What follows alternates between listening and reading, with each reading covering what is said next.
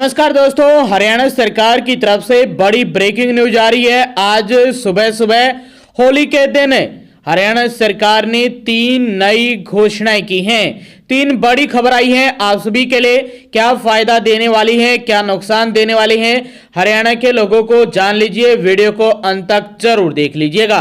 यदि आप रोजाना हरियाणा सरकार की हर घोषणा, फैसले, नियम, निर्देश, आदेश, योजना, सूचना और निर्णय की जानकारी रोजाना जानना चाहते हैं तो स्टेट नॉलेज टीवी हिंदी को सब्सक्राइब जरूर कर लीजिएगा। और सभी को, हरियाणा वासियों को होली के त्योहार की बहुत बहुत शुभकामनाएं। यहां पहली खबर में सीधा बजट से अपडेट आई है। सीधा आज पूरे बजट को लेकर हरियाणा में लगातार 12वीं बार कोई टैक्स नहीं लगाया है हरियाणा के लोगों पर और न ही घटाया है। घोषणाओं में सबका मान रखा है हरियाणा सरकार ने। महिलाओं को वाहन खरीदने पर टैक्स में 1% छूट और 10 लाख तक का लोन ब्याज फ्री करने का ऐलान किया गया है। वहीं हरियाणा के युवाओं को 1 लाख को एआई की ट्रेनिंग रोजगार के लिए सब्सिडी बढ़ा दी है। किसानों के लिए एग्री डिस्कॉम प्राकृतिक खेती पर 10,000 रुपये प्रति एकड़ देने का भी ऐलान कर दिया गया है। गरीबों को लेकर भी ऐलान हुआ है। 43,000 घर, 28,000 फ्लैट प्लॉट देगी सरकार और मजदूरी बढ़ने वाली है, इसको लेकर भी ऐलान हुआ है। छात्रों के लिए स्टेशनरी वर्दी मुफ्त और सभी स्कूलों में 1 नवंबर तक डेस्क मिल जाएंगे, इसको लेकर ऐलान हुआ है। इसके साथ साथ हरियाणा में दीनदयाल लाडो लक्ष्मी योजना को लेकर सबसे बड़ी घोषणा हुई है। हर महीने 2100 वाली लाडो लक्ष्मी योजना में आय सीमा अब 1,80,000 रुपये हो गई है। 8 लाख और महिलाएं दायरे में आने वाली हैं। अभी लगभग 9 से 10 लाख महिलाएं इस दायरे में हैं जो 1 लाख या 1 लाख से कम कमाती हैं। सालाना उनके परिवार की आमदनी है। अब 1 साल में यदि आपके परिवार में कमाई 1,80,000 या उससे कम है, यानी 1 लाख के बीच में है, तो भी आप लाडो लक्ष्मी योजना का लाभ ले पाएंगे। लेकिन इसकी शुरुआत 25 सितंबर 2026 से होगी। वहीं हरियाणा में 3 वेडिंग सिटी भी बनने वाली है। नारी मंडप और आदर्श परीक्षा केंद्र बनाए जाएंगे। विभागों के बजट में महिला बुजुर्ग का हिस्सा आरक्षित होगा। वहीं हरियाणा के किसानों के लिए धान छोड़कर दाल की बुआई पर 2,000 रुपये प्रति एकड़ अतिरिक्त बोनस मिलेगा। खेल को लेकर 12 जिलों में 21 नए स्टेडियम बनाने की घोषणा कर दी गई है। स्कूलों में ग्राउंड के लिए मदद। इसके साथ साथ शहरों में मार्च 2025 तक का बकाया प्रॉपर्टी टैक्स, ब्याज और पानी पर सरचार्ज माफ कर दिया गया है, इसको लेकर घोषणा हुई है। एटीएस का गठन होगा। 2 थाने बनाए जाएंगे। महिला कमांडो भी होंगी, यानी भर्तियां होने वाली हैं। साफ, यमुना और जैविक खेती को लेकर भी ऐलान किया गया है। एसवाईएल और विधानसभा का कोई जिक्र नहीं हुआ है।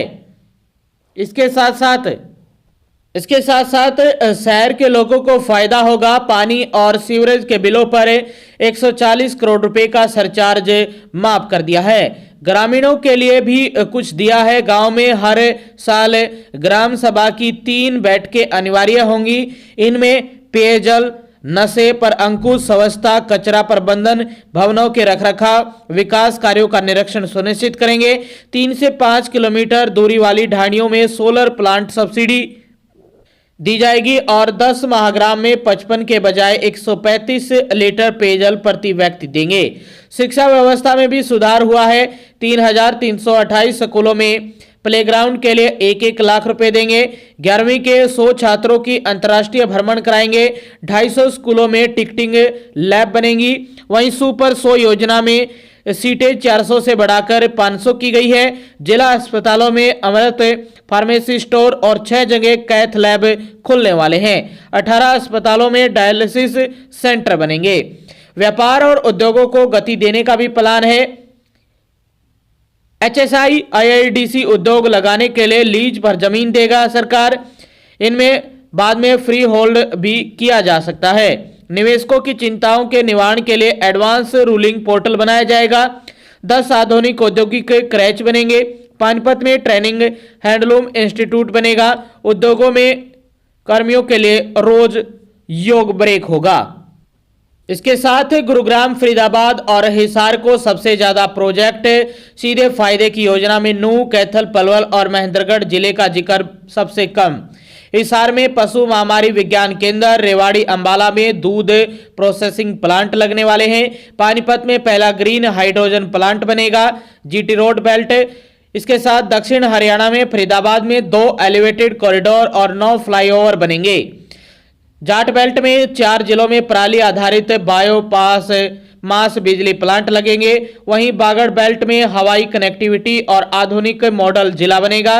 जिले वाइज में 5 बड़े शहरों को क्या मिला है, जान लीजिए। 5 बड़े शहर जिसमें गुरुग्राम, फरीदाबाद, रोहतक, हिसार और सोनीपत हैं। गुरुग्राम में वेडिंग सिटी, एटीएस थाना, नारी मंडप और 6 लेन रोड।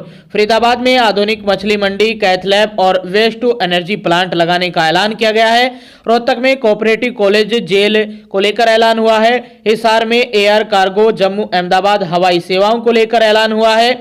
इसके साथ सोनीपत में देश का सबसे बड़ा होलसेल मार्केट और मार्बल क्लस्टर बनाने को लेकर ऐलान हुआ है। सीएम के जिले को क्या मिला है? सीएम नायब सिंह सैनी के जिले कुरुक्षेत्र में hub and spoke ITI cluster, पराली आधारित बायोमास बिजली परियोजना। ज्योतिसर में मछली बीज फार्मा का 20 करोड़ से आधुनिकीकरण और शाहबाद मारकंडा में ईएसआई डिस्पेंसरी बनने जा रही है। इंफ्रास्ट्रक्चर को लेकर नरेला से कुंडली तक मेट्रो की लाइन बनेगी। गुरुग्राम, फरीदाबाद, पंचकुला समेत 4 शहरों में बाईपास का निर्माण होगा। इसके साथ साथ कृषि को लेकर 1,40,000 एकड़ लवणीय भूमि को सुधारेगी सरकार। किसानों को नजदीक बाजार देने के लिए ग्रामीण हाट मंडियां बनने वाली हैं। स्वास्थ्य को लेकर 237 नई एम्बुलेंस मिलेंगी। हरियाणा के लोगों को सिजेरियन डिलीवरी के लिए 8 और 4 न्यूबॉर्न केयर यूनिट बनने जा रहे हैं। 2 जिलों में लैब भी खुलेंगी। रोजगार वाली पढ़ाई, डिजिटल और एआई कॉलेज शुरू होंगे। शिक्षा को लेकर ऐलान हुआ है। उद्योगों को लेकर 10 मातृ शक्ति क्रैच खुलेंगे। कैटेगरी खत्म कर उद्योगों के लिए एक प्रोत्साहन पॉलिसी लागू करने को लेकर ऐलान हुआ है। ये नई योजनाएं बनेंगी। सेमीकंडक्टर नीति, फार्मास्यूटिकल और मेडिकल डिवाइस नीति और टॉयज एंड स्पोर्ट्स इक्विपमेंट नीति, animation, visual impact, gaming, comics और एक्सटेंडेड रियलिटी नीति बनाई जाएगी। हरियाणा में कैबिनेट मंत्री को कितना पैसा मिला है? किस कैबिनेट मंत्री पर ज्यादा बजट में बौछार की गई है? बजट में पावर अरविंद शर्मा के विभागों का बजट सबसे ज्यादा 59% बढ़ा है। नागर को सबसे कम पैसा, सीएम के विभागों को सबसे ज्यादा पैसा, दूसरे नंबर पर महिपाल। नायब सिंह सैनी सर्वाधिक बजट आबकारी। वित्त वर्ष 2026-27 में 89,980 करोड़ रुपए। अरविंद शर्मा को 2,991 करोड़ रुपए। कृष्ण बेदी को सर्वाधिक बजट में सेवा विभाग वित्त वर्ष 2026-27 में 17,564 करोड़ रुपए। महिपाल डांडा प्राथमिक शिक्षा 22,925 करोड़। आरती सिंह राव सर्वाधिक बजट स्वास्थ्य 14,007 करोड़। श्याम सिंह राणा कृषि क्षेत्र में 8,319 करोड़। कृष्णलाल पवार पंचायत विभाग में 8,867 करोड़। विपुल गोयल शहरी निकाय में 10,838 करोड़। राजेश नागर खाद्य आपूर्ति 2,584 करोड़। रणबीर सिंह गंगवा जन स्वास्थ्य 11,805 करोड़। अनिल विज ऊर्जा विभाग 10,502 करोड़। राव नरवीर सिंह सर्वाधिक बजट उद्योग विभाग 2,881 करोड़। श्रुति चौधरी सिंचाई विभाग सर्वाधिक बजट 8,708 करोड़। गौरव गौतम सर्वाधिक बजट खेल विभाग 2,765 करोड़। तो ये जो मंत्री हैं, कैबिनेट मंत्री हैं, जिनको इस बजट में जो बजट आवंटित किया गया है, अलग अलग मंत्रियों को कितना पैसा मिला है। सबसे ज्यादा हरियाणा के मुख्यमंत्री नायब सिंह सैनी पर यह बजट बौछार किया गया है। अब सरकार का लेखा जोखा और जान लीजिए। ऐसे होगी कमाई, 46% पैसा टैक्स से आएगा। आप देख सकते हैं कहां से आएगा, पूरी जानकारी ले सकते हैं। ऐसे होगा खर्च, 29% कर्ज और ब्याज की देनदारी पर खर्च होने जा रहा है। इसके साथ साथ अन्य सेक्टर, बिजली एवं सौर ऊर्जा, यातायात, कर्मचारी को लेकर भी ऐलान किया गया है। तो कहां से होगी कमाई ये जान लीजिए। 34.09% राज्य विकास ऋण, खाद्य खरीद, नाबार्ड और एनसीआरपी भी केंद्रीय ऋण से, और इसके साथ साथ 0.55% अन्य प्राप्तियां होंगी। 13.71% केंद्रीय करों में हिस्सा, केंद्र से ग्रांट 4.86%, परिवहन, शहरी विकास, खान एवं भूविज्ञान, ब्याज, लाभांश और लाभ, शिक्षा और अन्य को लेकर। वहीं 40.79% जीएसटी और वैट, उत्पाद शुल्क, स्टाम्प और रजिस्ट्रेशन, वाहनों पर कर और अन्य को लेकर। ऐसे होगा खर्च 21.01% राशि कृषि के उपकरणों की सब्सिडी, परिवहन, नागरिक उड्डयन, रोड, ब्रिज और ग्रामीण विकास पर खर्च किए जाएंगे। 29.23% राशि मूल और ब्याज की देनदारी होगी। 15.45% राशि प्रशासनिक सेवाएं, पेंशन और अन्य पर खर्च होगी। 34.31% राशि शिक्षा, स्वास्थ्य, परिवार कल्याण, पेयजल जैसी सामाजिक सेवाओं पर खर्च होगी। तो ये था पूरा बजट। फिर भी कोई चीज रह गई है तो जानकारी लगातार आप तक पहुंचाते रहेंगे, और ये पहली बड़ी खबर बजट से।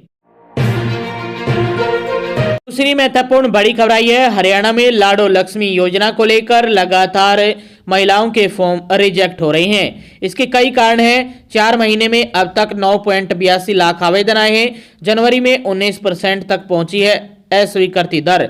लाडो लक्ष्मी योजना कागजी कमियां पड़ी भारी।